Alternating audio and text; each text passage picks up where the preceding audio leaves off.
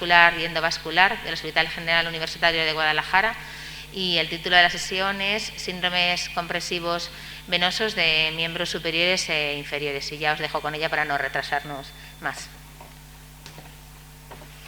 Gracias, Maite. Gracias a Docencia por darnos la oportunidad de compartir con todo el hospital las prácticas habituales que hacemos en el servicio.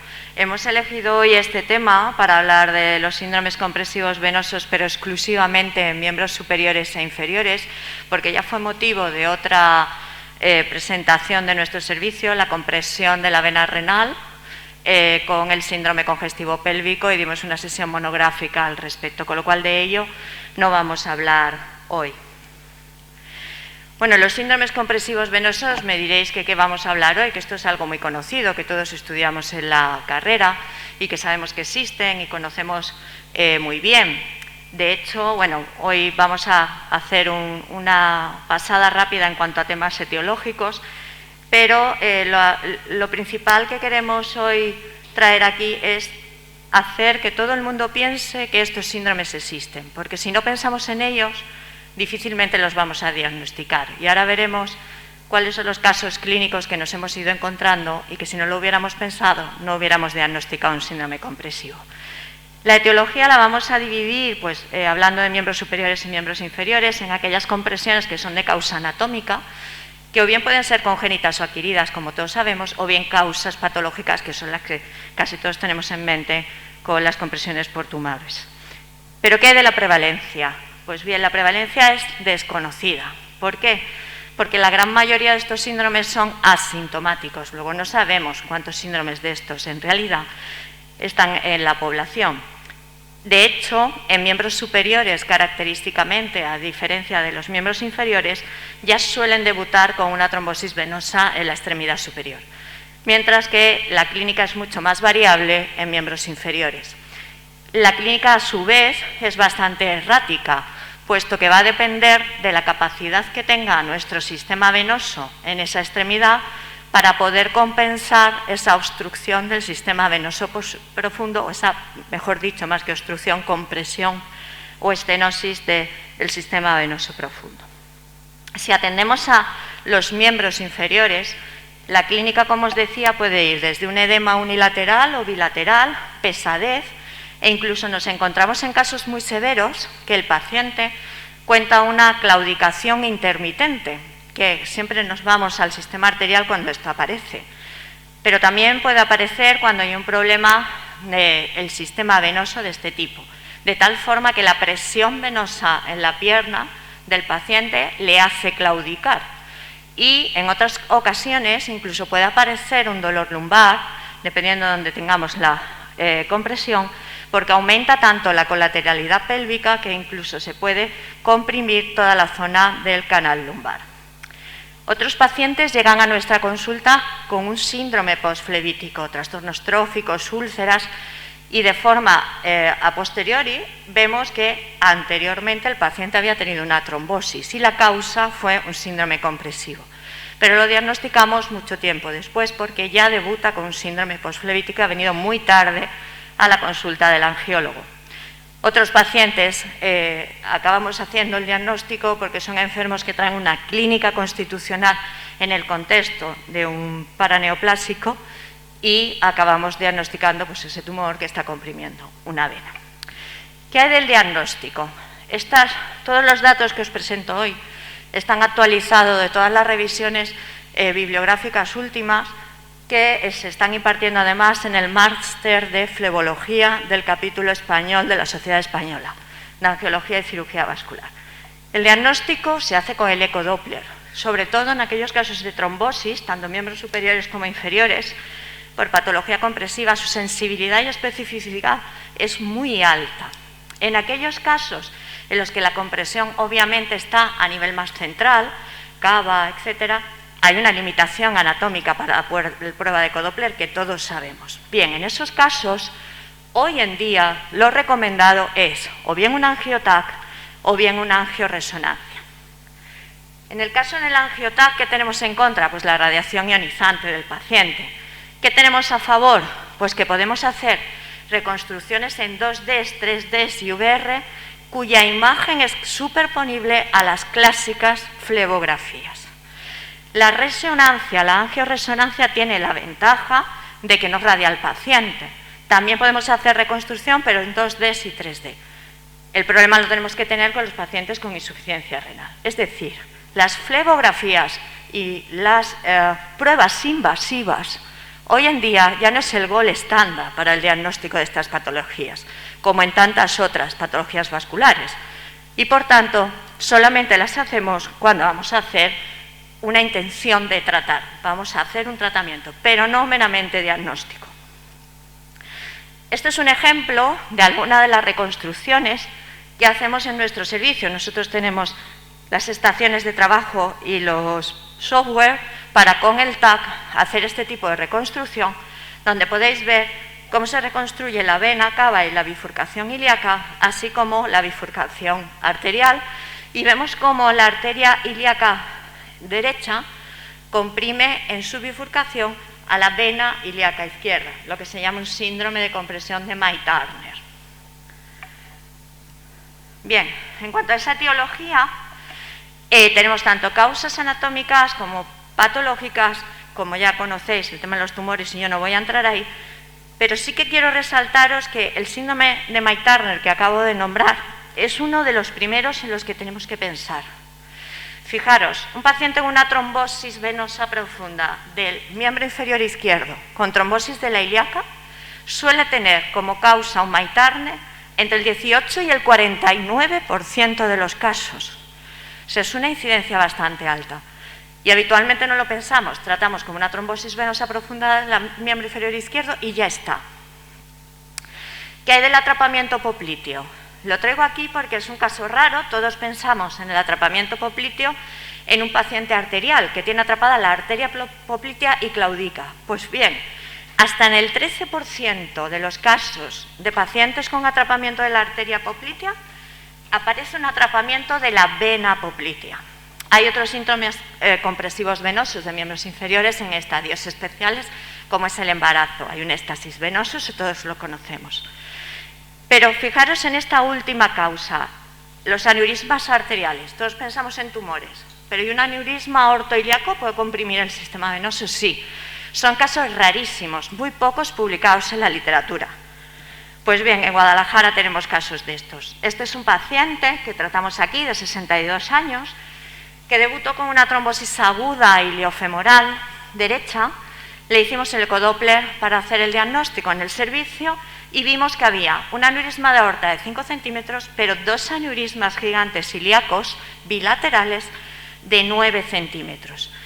Lógicamente, este paciente hubo que programarlo de forma preferente urgente, se le hizo un angiotac urgente y se vio que no solamente había una compresión de la vena ilíaca, que la tenéis ahí señalada en rojo, sino que también estaban comprimidos los uréteres, con lo cual hubo que montar un quirófano en el que el servicio de urología cateterizó los 2 uréteres para poder tener la referencia en la cirugía. Nosotros pusimos un filtro de cava en el momento, en el acto quirúrgico, un filtro temporal, para que el trombo no se desprendiera mientras operábamos y descomprimíamos los aneurismas, y hicimos un bypass aorto bifemoral con un reimplante de la arteria mesentérica inferior, todo en el mismo acto quirúrgico.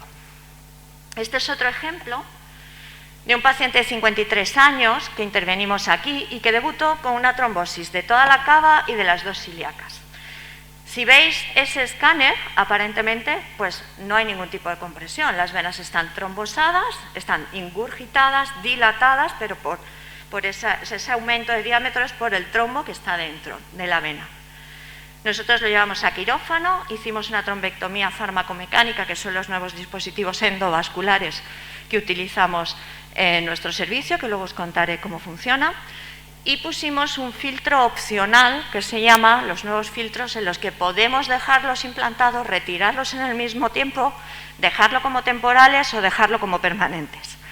Se puso un filtro opcional inicialmente a nivel suprarrenal, porque teníamos ocluida toda la cava hasta las renales, y que luego se reposicionó cuando se limpió. Nosotros siempre, antes de retirar el filtro, hacemos una trombectomía de la zona del filtro, por si se escapa algún trombo, poder aspirarlo antes de retirarlo, cuando estamos seguros con el contraste con la flebografía intraoperatoria de que no hay trombo, lo retiramos, pero a veces en las retiradas vemos esos microtrombos que veis ahí enganchados en el filtro. Siempre que hacemos esto, estos pacientes necesitan un seguimiento clínico muy estrecho en la consulta porque puede haber nuevos eventos trombóticos y hay que estar controlando la permeabilidad de ese eje.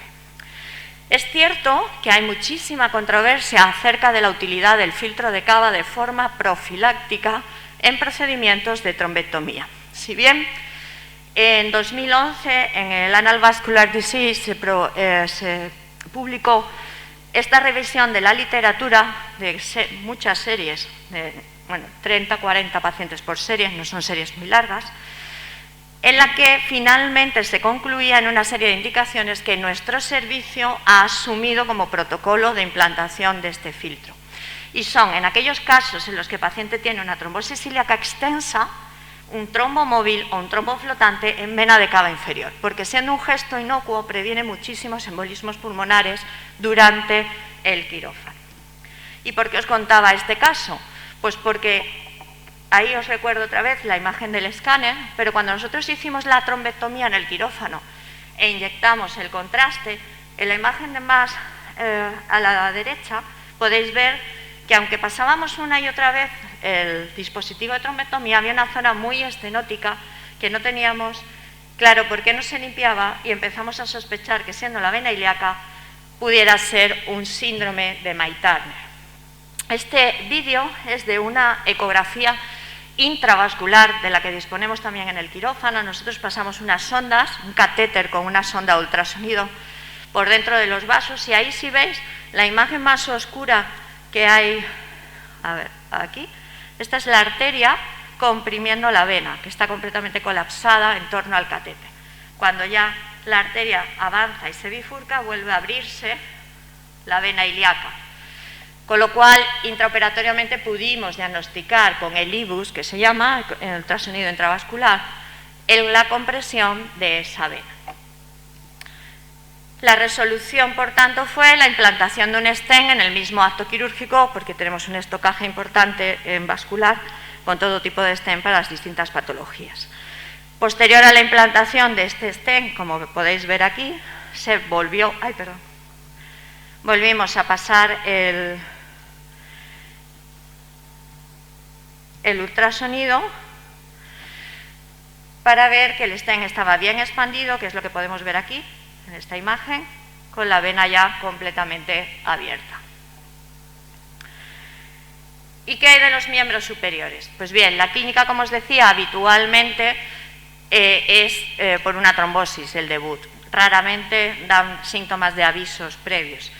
En los casos de compresiones de vena cava, como ya sabéis, pues sí que tiene una clínica más florida, de edema de toda la cara, incluso pueden llegar a tener disnea ortornea, dolor de cabezas, en los casos más serios de edema cerebral. El diagnóstico igualmente, lo que os comentaba antes, el ecodoppler diagnostica la TVP de la subclavia con una sensibilidad del 78-100% y una especificidad del 82 al 100%. El angioreso con maniobras para ver las compresiones en el miembro superior es muy importante a la hora del diagnóstico del síndrome de Payes-Rueder, volviendo a estar las pruebas invasivas ya relegadas como mero método diagnóstico. En las causas anatómicas tenemos el síndrome de Payes-Rueder, la compresión por todas las estructuras musculares y óseas a ese nivel, la cintura escapular, que ahora las veremos, o como causas patológicas el síndrome de vena cava superior. Como creo que también sabéis, todos los servicios del hospital somos referencia de otros servicios del SESCAN, entre ellos Cuenca es nuestro principal fuente de envío de pacientes urgentes y complejos, aunque también nos consultan de otros servicios. Esta es una paciente de 42 años que nos envían desde este hospital y con un síndrome de vena cava superior a la que se le implantó un stent, y en un seguimiento clínico y radiológico que hacemos de forma permanente este tipo de pacientes, por lo que os comenté antes, pues hasta los 2 años que lleva no ha tenido ninguna recidiva ni ninguna restenosis en el stent. Esto es un poco un esquema. Estas imágenes son las únicas que no son de nuestros servicios, son del doctor Foncuberta, jefe de servicio de angiología, cirugía vascular y endovascular de Sanitas. Os la traigo aquí porque es muy gráfico. En el síndrome de Paget-Röder, la compresión que tenemos de la vena subclavia es producida entre la compresión de la primera costilla, el músculo subclavio y la inserción que viene a este nivel del escaleno anterior, comprimiendo la vena subclavia. Por tanto, cuando diagnosticamos este tipo de problemas, el cirujano vascular tiene que hacer una descompresión de todo eso, tiene que resecar los músculos y cortar la primera costilla para liberar la subclavia. Intraoperatoriamente hacemos una flebografía, porque en aquellos casos que ya han tenido episodios de trombo, que suele ser el debut, como os decía, nos puede quedar una estenosis residual, como veis aquí, y tenemos que completar la cirugía implantando un stent. ¿Qué ocurre? Que hay muchas veces que nos han llegado pacientes, a todos los cirujanos vasculares en general, nos hemos encontrado esos casos en los que se le ha implantado al paciente un stent sin descomprimir. Si no se descomprime, obviamente el stent se hinca, se estenosa, ¿vale? Luego es importante pensar que en una TVP de miembro superior puede que haya subyacente esta etiología, porque el manejo es completamente distinto. Este es el caso también de un paciente de nuestro hospital de 20 años que tenía una TVP subclavia izquierda, como veis aquí. Hace muchos años que empezamos con el tratamiento de estos pacientes aquí, de hecho este caso es del 2012, y la forma de tratar estos pacientes ha cambiado. Esto lo tratábamos con la fibrinolisis, que es la que todos conocéis. Estos pacientes necesitaban poner un catéter con fibrinolítico, tener al enfermo, en nuestro caso en REA, porque en aquella época la UBI no cogía a estos pacientes, con lo cual nosotros nos coordinamos con anestesia, los enfermos iban a REA, necesitaban 72 horas de monitorización del fibrinógeno, hemorragias, etcétera, en reanimación, y estar haciendo a lo largo de toda la guardia controles seriados, esas 72 horas, pues una flebo cada día y a veces 2, que veníamos en la guardia a hacer. Este paciente estuvo en seguimiento, perdimos el seguimiento porque dejó de venir a la consulta, pero durante los 3 años de seguimiento estaba permeable la vena subclavia. Este, sin embargo, es otro caso más reciente, aunque no tanto. Si veis, es desde el 2017. Ya en el 2017 nosotros cambiamos ese tipo de terapias fibrinolíticas por los nuevos tratamientos endovasculares. Sabéis que nuestro servicio pues siempre se ha caracterizado por estar en punta de lanza en los tratamientos endovasculares. Y recién salido estas terapias, nosotros las adquirimos en el hospital. Este enfermo, lo que hicimos ya no fue poner fibrinolíticos, pasamos un catéter de trombectomía para alisar y aspirar el trombo. Hasta ahora lleva 4 años en evolución y no ha habido ninguna recidiva de retrombosis de ese vaso. ¿Qué es lo que ha permitido esto? A ver, durante el segundo congreso COVID hemos tenido la oportunidad de presentar nosotros nuestros casos, porque nos invitaron a Guadalajara, y comentamos que, por ejemplo, estas terapias con distintos sistemas de aspiración, hay varios sistemas de trombectomía, nosotros disponemos de distintos porque depende de la edad del trombo, el que podamos aspirar uno u otro, si se pueden utilizar fibrinolíticos o no, o heparinas o no. Cada uno de esos dispositivos son distintos, unos irrigan, otros no irrigan, y hay que adaptarlo a cada caso y a cada paciente. ¿Qué ha permitido? Pues que en una época de pandemia como la que hemos tenido, hemos ahorrado camas de UBI, porque estos enfermos pasan solo un posoperatorio en UBI para el control de las hemólisis y pasan directamente luego a planta, son 8 horas en reanimación. Luego eso ha conseguido ahorrar muchas camas de UBI en un momento tan crítico para los hospitales durante la pandemia. En conclusión, los síndromes venosos comprensivos los conocemos todos ampliamente, pero tenemos que pensar en ello para poder diagnosticarlos. El debut clínico y la sintomatología va a variar mucho dependiendo de cada uno de los pacientes y sus características.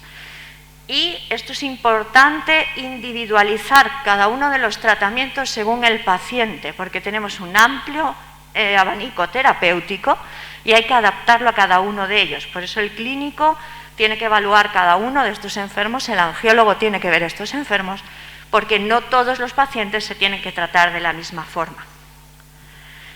Bueno, espero que después de toda esta pandemia en algún momento encontremos la calma después de la tormenta, y ya me gustaría también presentaros y daros a conocer que del 24 al 26 de noviembre en nuestra ciudad, en el Hotel Trip, llevaremos a cabo el Congreso V de Cirugía Endovascular, un congreso internacional, que vamos a tener también la oportunidad de hacer cirugías de este tipo, como la que habéis visto aquí, en directo, desde nuestros quirófanos, y vamos a conectar con otros 4 hospitales nacionales y con otros 4 hospitales internacionales de Alemania, Bélgica y Estados Unidos.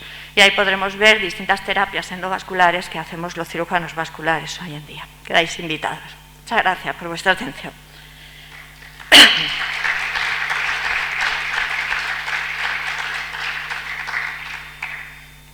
No sé si alguien tenéis alguna duda.